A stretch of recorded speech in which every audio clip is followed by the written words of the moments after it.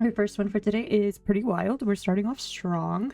And it is, am I the asshole for telling my mom she couldn't capitalize on my dead child?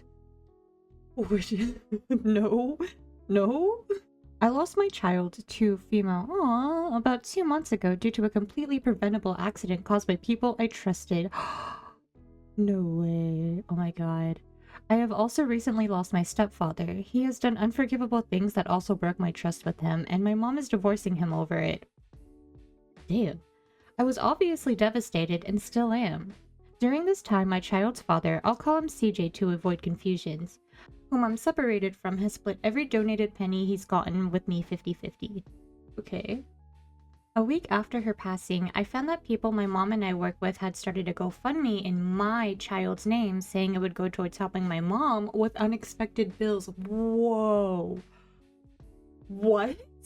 I'm only mentioned once in the entire GoFundMe. Wow, that's just straight up f***ed up. Oh my... I can't. There's no way. I assumed the money would go to me and I would decide where it goes. However, my mom informed me that she and I would split the money. Oh my god. I told her I thought this was wrong. CJ and I should split the money and I will give her some of my portion. She told her friends who started the GoFundMe and they got mad and said they refused to let CJ get the money and wanted it refunded. My mom has been very ugly with CJ over this, and I'm having trouble deciding who's in the right. I understand the people who gave the money wanted to give it to my mom and I, but since they used my child's name as the title of the GoFundMe, I feel as though CJ at least deserves half. Yeah. Am I the asshole for fighting my mom over this and being upset that they're trying to capitalize on mine and CJ's laws?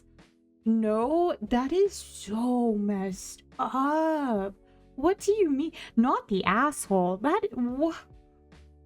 That's like so bad that I can't believe like somebody would have the gall to do that. If it's real, of course, but like, oh my god. OP has offered the following explanation for why they think they might be the asshole. For telling my mom she shouldn't collect money from the GoFundMe. Like, I'm just confused on what gives Granny the right. I mean, yes, she is grandmother. Did she, like, I just don't understand how she would think that it's okay to do that. It's so messed up. Like, I literally cannot fathom. Why did your mother need money for her grandchild's passing? Did she pay the funeral or medical expenses?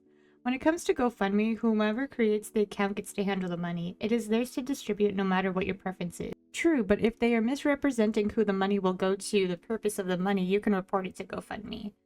OP gets the GoFundMe, states it will go to the grandmother, and OP's only mentioned once. No idea what grandmother is the recipient. Yeah, that's like what?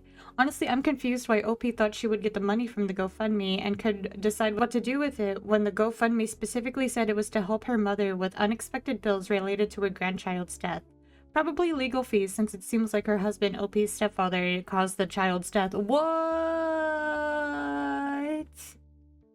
I want to know what grandma's bills were. I could see maybe hotel rooms and time off work if she has a job where she doesn't have paid leave, but unless she helped with medical funeral bills, what sort of expenses is she even out? For real? Oh my god, like literally, it doesn't sound like they're misrepresenting it. She said the GoFundMe was set up to help her mother pay for bills, so if any of it goes to CJ, that is misrepresenting, since he is never mentioned. Going to OOP is fine since she is mentioned in the GoFundMe once. I don't know if it is the way it is vaguely worded with missing information or what, but it sort of comes off as if they are all trying to profit. Like, why is money being donated to CJ in the first place? And then he is splitting it 50-50? Did OP and CJ have a lot of costs that they originally split 50-50? But what about the mother of OP who set up the GoFundMe, which apparently has reason enough to get people to donate to her, but they want it refunded if it's going to the father of the deceased child? Why are there so many donations to begin with? It wasn't a long-term illness, and the stepfather and divorce being vaguely and randomly mentioned is also odd. I have so many questions. I guess my main thing is there's still specific costs owed or what were paid that have not been recouped, for lack of a more sensitive word. If so, what is the breakdown of those costs and who paid them? Are they listed in the GoFundMe? Is this family asking for help in a difficult financial position, or are they asking for money because of a tragedy? It just seems so odd to me that so many donations are happening while the concept of costs are apparently addressed in the GoFundMe. It isn't even remotely talked about by OP. She never mentions that she and CJ started paying costs. She just mentioned he split donations with her, so she thinks she should split donations with him. I'm not trying to be insensitive here, but the lack of information and the focus on just splitting donation makes this whole family seem like they are doing a money grab after a tragedy. I'm gonna have to, like, there is, like, a lot of information missing here. Did they say anything else? I was removed. Okay. Raised by narcissists. Oh! They've even... Okay. Okay, they responded. Oops. The funeral costs were completely paid for, so nobody had any expenses other than the hotel rooms and gas. CJ did not get bereavement, however. My stepfather is mentioned as this was a main reason why they created the fund, but the nature of his absence was too disgusting to use. So they used my child's name instead. What is... I am happy to answer more questions. What? I just need more context, dude. Removed. I don't know. Is it responses? I'm so confused. You know, I said not the asshole, but I'm gonna change my answer to not enough info. Not enough info. Though it is like really messed up. It seems like a very messed up situation here. What? Am I the asshole for pouring hand sanitizer on me after a woman hugged me? I feel like yes and no. Oh, okay. My initial reaction is kind of like no, but it is yes if you like do it right in front of them. I feel like that is where you end up like becoming an asshole. So I'm assuming that you did it in front of them. So I'm gonna say yes. I'm just gonna say yes. I, 27 male, was with my wife, 30 female, on a public transportation at a time when there were a lot of people. My wife suffers from anxiety when she is around a lot of people because of harassment issues she's had with men in the past, so on public transportation, she is always hugging me or using me as a shield. Valid. The thing is that in my country, a trend has become famous where an attractive girl lets herself fall on public transportation on top of a man who is with his partner to record the woman's reaction. I realized that she was doing that kind of trend because she was with her cell phone hidden in her sleeve. The thing is that the girl in question leans on me and I carefully push her away using my arm. And I take out my hand sanitizer to clean the area of my arm where she touched me. The girl didn't react well to this. It seems that the fact that I cleaned her up angered her more than the fact that I denied her the hug. She made such a scandal in the middle of the bus that at the next stop she, my partner, and I had to get off. I was angry because it was already night and all I wanted was to get home. My wife obviously took my side and luckily we left without any further problems. But it left me indignant. I don't think I said that right. That there are people who took her side for what I did. I think it's normal to clean yourself up after a stranger touches you, or am I the asshole for that? OP has offered the following explanation for why they think they might be the asshole. Putting hand sanitizer on myself after someone touched me. 2. That caused the indignation of the woman that touched me on the first place. I mean, obviously, here's the context. I don't think... Honestly, generally, I don't really think that makes them the asshole. But, I mean, doing that in front of her... I feel like is rude, but like if she would, I mean, you can't know. Maybe she was doing that trend, maybe she wasn't. How can you really know for sure without asking? Like assumptions is kind of, you know, there's a reason why it says us out of you kind of thing, whatever that phrase is. So I'm just gonna say, I don't know, because like you can't really, if that is the case, need to make sure you're good to go, but I don't know. Because I still think it's rude to put on hand sanitizer in front of them. I just think that's generally rude. I try to like do that like outside of you. But I mean, I'm gonna say everyone sucks here though. I mean, I get he doesn't suck. Well, yeah, I'm just gonna say everyone sucks here, even though he's like I'm on OP's side. If that makes sense. Not the asshole. Someone unsolicitedly touched you in public on a public transport and you put hand sanitizer where they touched you. That's something I would do. It's so easy for germs to spread on public transport. I mean, if she was really trying to do TikTok prank on a random person, that is already unhinged. But then to start shit when you do what most people on public transport want to blink at is very unhinged. I don't know. I don't know. I just feel like it is kind of rude. I get it.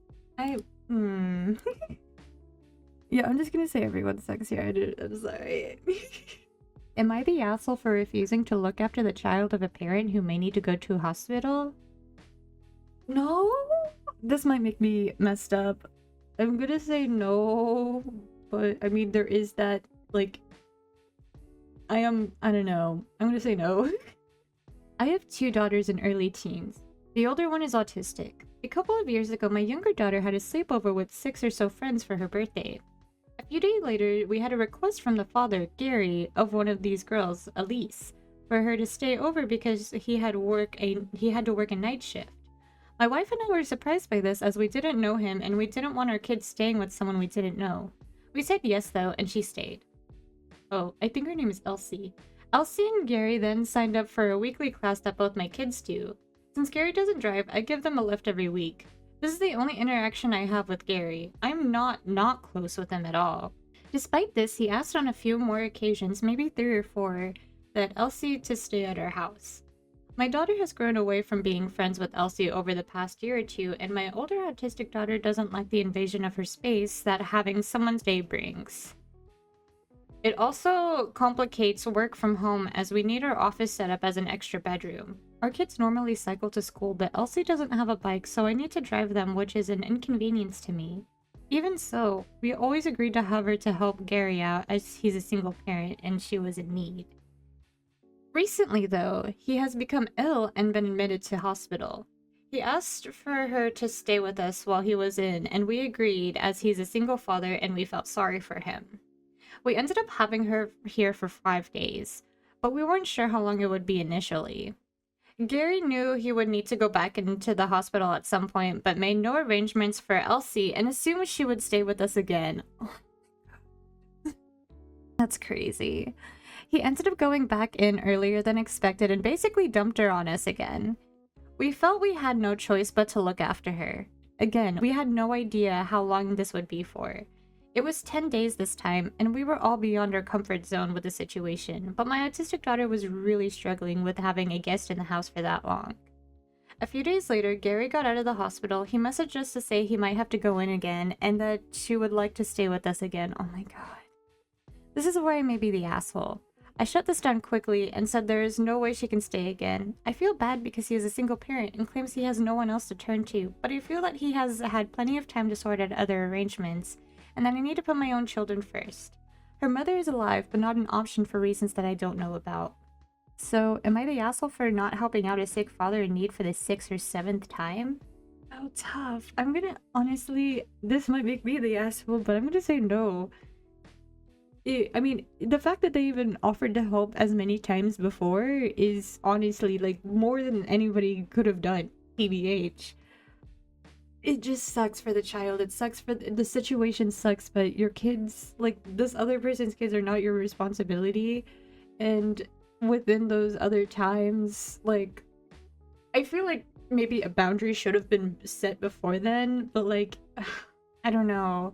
It just feels weird that, like, I mean, obviously, if you're going to the hospital as often as you are and you're a single parent, like, I can't even, like, imagine how stressful that is, but, like, you have a kid, and I feel like you should make proper arrangements. Don't assume. Need to discuss it out. Like, I'm gonna say not the asshole. OP has offered the following explanation for why they think they might be the asshole. I refuse to look after the daughter of someone who needs to go into hospital. Not the asshole. Not the asshole. I had a similar problem with a neighbor girl. Her single dad kept saying he was offered extra shifts and really needed the money. Turns out he was just getting high. Yes. Are you sure Gary is staying at the hospital? Have you ever asked Gary where his mom, where her grandparents? Does he have any family in the area? I guess his answer doesn't really matter because you're done being the long-term care provider. Saying there's no way she can stay here is a bit harsh, but Gary doesn't seem aware of social norms, so he probably didn't notice. He was in the hospital. We took her to visit him. I've asked about the mom, but only got vague answers about her not being an option. Glad to know he's not using you in any way that single dad used me, but he's still using you. I work with students with autism. I can imagine quite clearly how difficult these extended stays are for your daughter. You are doing the right thing. It is difficult for her. My daughter is a very kind person and wanted to help too, but it's clear she's uncomfortable when Elise is staying. That sucks. Yeah, not the asshole. That sucks though. Unfortunate situation. I hope everything like works out for them.